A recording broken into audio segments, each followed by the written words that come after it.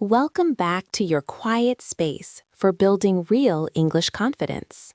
The best speaking partner in the world isn't a teacher, and it isn't a native speaker friend. It is actually your kettle. Picture this. It is 7 in the morning. You are standing in your kitchen waiting for the water to boil.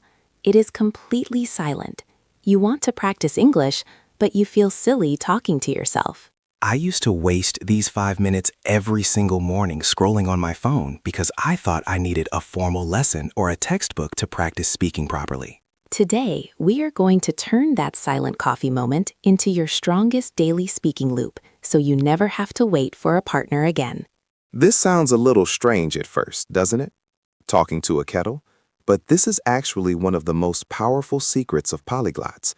People who speak 5 or 6 languages do not wait for a weekly lesson. They use the time they already have. Exactly. And the morning is special. Your brain is fresh, the house is quiet, and most importantly, nobody is watching you. This is the perfect environment to make mistakes and fix them without feeling embarrassed. But the problem is usually that we do not know what to say. We stand there, we look at the coffee machine, and our mind goes blank. Or we just think in our native language. That is the habit we are going to break today. We are going to build a system called narrating your actions. It is not about having a conversation with an imaginary friend. It is about describing exactly what your body is doing, right now, in real time. This is powerful because it connects your physical movement directly to English vocabulary. You are not translating in your head. You are touching an object and saying the word. You are moving your hand and saying the verb. It bridges the gap between thinking and doing. So many of our listeners tell us they can read English perfectly, but when they try to speak, the words get stuck. This practice unblocks that channel. Let's start with level 1. We call this the touch vocabulary. The rule for level 1 is simple. If you touch it, you name it. And you use a simple sentence structure: subject, verb, object. Keep it very short. Do not try to make long, poetic sentences yet. Just state the facts. For example, you walk into the kitchen. You reach for the cupboard handle. What do you say? I opened the cupboard. Perfect. 3 words. Subject, I. Verb, open. Object, the cupboard. Then you see your favorite mug. You reach out your hand. I take the mug. Then you put it on the counter. I place the mug down. It sounds almost too simple, doesn't it? You might be thinking, Mark, Anna, I am an intermediate learner. This is too easy for me. I hear that a lot, but ask yourself, do you actually say these things out loud, or do you just move silently? The goal here isn't to prove you know the word for mug. The goal is to train your mouth to move automatically when your body moves. We want to build muscle memory. When your hand grabs the spoon, your mouth should want to say spoon. It should be a reflex. Let's practice this level 1 together. I want you to imagine you are in your kitchen right now. Close your eyes if you can. Visualize your own kitchen counter. We will say a phrase, and then we will leave a quiet pause. During the pause, I want you to repeat the phrase out loud. Speak clearly and confidently. Here is the first one. Imagine you are reaching for the kettle. I pick up the kettle. I pick up the kettle. Good. Now imagine you are walking to the sink. I turn on the water. I turn on the water. Now you are filling it up. I fill the kettle. I fill the kettle. And finally, you start the process. I press the button. I press the button. Excellent. This is the foundation. It is calm, rhythmic, and physical. And you know what is interesting? When you do this every morning for a week, you stop translating. You don't think, what is the word for kettle anymore? You just see the object and the word comes out. That is true fluency. Fluency isn't about knowing big academic words. It is about removing the delay between thought and speech. But we cannot stay at level 1 forever. We don't want to sound like robots. I take mug, I pour water, I drink coffee. We want to sound natural. That brings us to level 2, the flow connectors. This is where we start connecting those simple actions to create a smooth narrative. The magic words here are while, as, and until. These words are incredibly useful because they let you talk about 2 things happening at the same time. And in the kitchen, things are always overlapping. For example, the water takes time to boil. You are not just standing there like a statue, are you? No, usually I am getting the milk or finding a spoon. Exactly. So instead of saying, the water boils, I get the milk, we can use while. While the water boils, I get the milk. Listen to how much smoother that sounds. It flows. While the water boils, I get the milk. Let's try another one with as.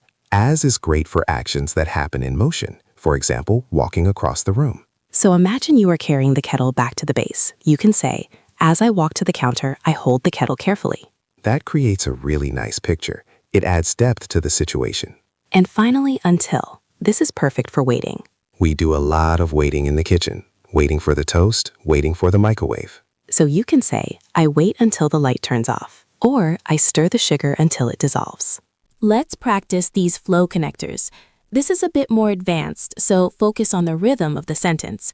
We will give you the sentence, then you shadow us in the pause. Let's start with while. While the coffee brews, I get a spoon. While the coffee brews, I get a spoon. Now let's try as. As I pour the water, I watch the steam. As I pour the water, I watch the steam. And let's try until. I stir the milk until it is smooth. I stir the milk until it is smooth. How did that feel? You can probably feel that your English is already becoming more sophisticated. You are not just naming objects, you are describing time and relationships between actions. And remember, you are doing all of this before you have even had your first sip of caffeine. You are waking up your English brain at the same time you are waking up your body. I want to address a common pain point here. Sometimes when people try this, they get stuck because they realize they don't know a specific word. Oh, that happens to me too. Even in languages I have studied for years. You go to reach for something, maybe the tool you use to peel a carrot, and you realize, I have no idea what this is called. And that moment is dangerous. That is the moment where most people just give up and go back to silence. But you shouldn't stop. That moment is actually a huge opportunity. If you don't know the word, describe it. This is a vital skill for fluency called circumlocution.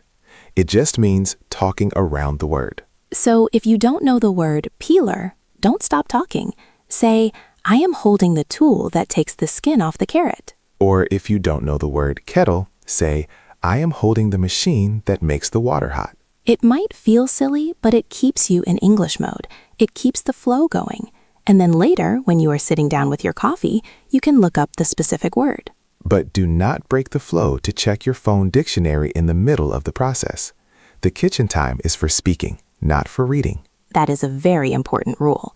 No phones during the narration practice. The phone is a distraction. As soon as you look at a screen, your speaking brain turns off and your passive scrolling brain turns on. Keep the phone in the other room until the coffee is ready. That is part of the discipline. If you are enjoying this lesson and want to build more simple, powerful habits for your daily life, please take a moment to subscribe to the channel. We create these calm study sessions to help you practice without pressure. And if you hit the bell icon, you will get a reminder every time we release a new dialogue to practice with. It is a small action, like making coffee, but it builds up over time. Now we are ready for level 3. We have done the nouns and we have done the flow. Now we need to add the feeling. This is level 3, sensory immersion. The kitchen is a very sensory place. There are smells, temperatures, sounds, and textures. Describing these sensations makes your English much richer. It also helps your memory. Science tells us that when we attach a word to a physical sensation, we remember it much longer.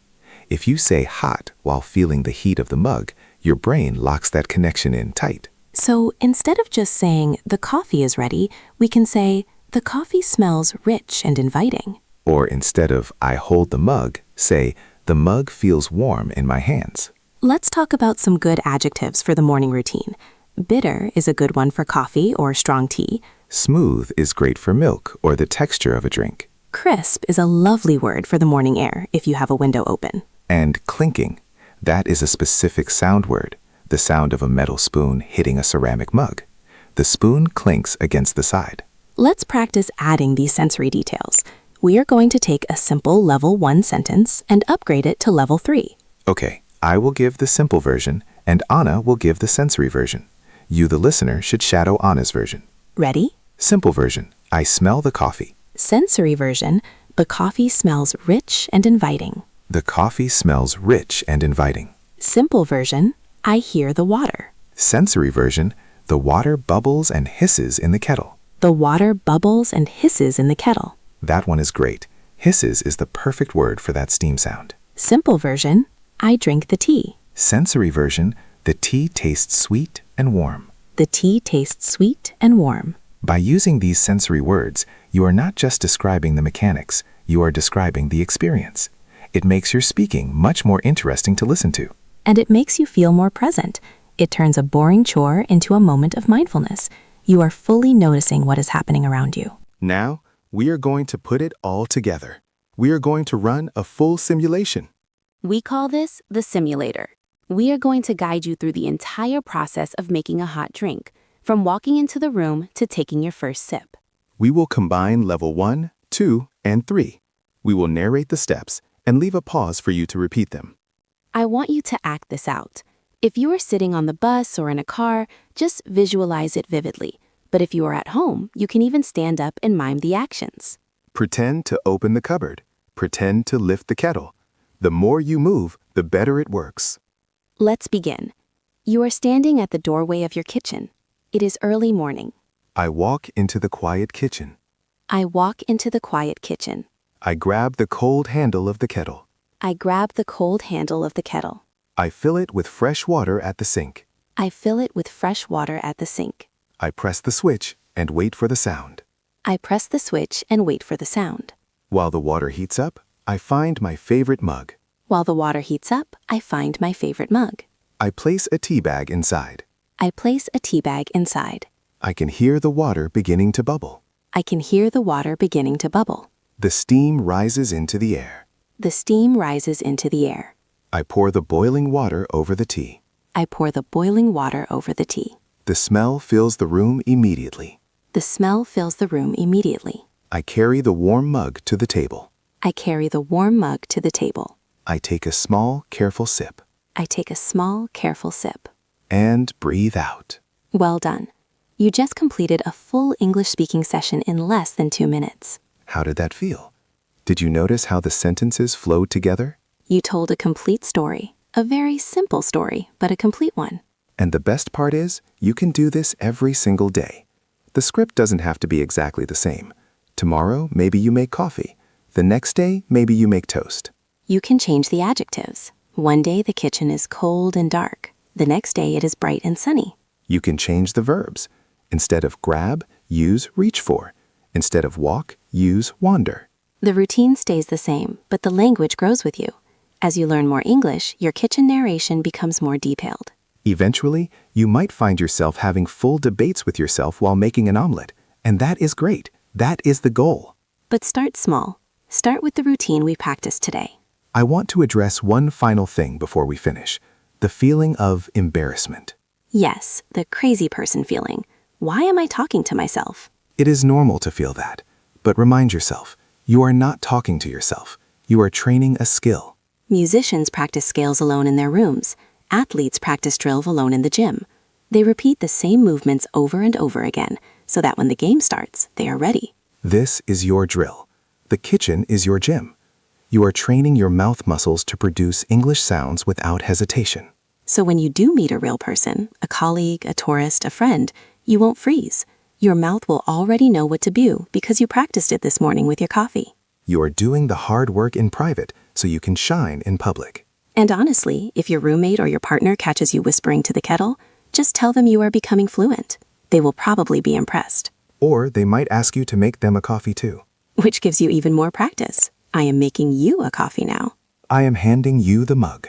Exactly. Every interaction is an opportunity. So, let's recap the 3 levels we covered today.